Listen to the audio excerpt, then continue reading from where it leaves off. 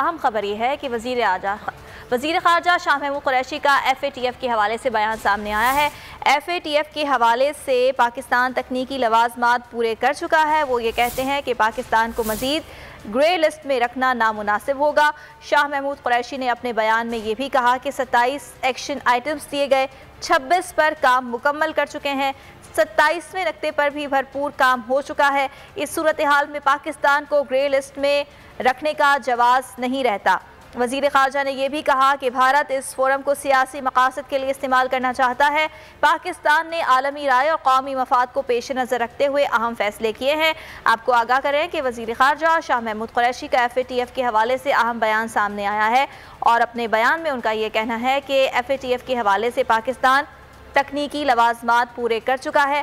पाकिस्तान को मज़ीद grey list में रखना नामुनासिब होगा। वज़ीर ख़ारजा ने यह भी कहा कि 27 एक्शन आइटम्स दिए गए, 26 पर काम मुकम्मल कर चुके हैं। शाह महमूद कुरैशी का अपने बयान में यह भी कहना था कि 27वें नुक्ते पर भी भरपूर काम हो चुका है।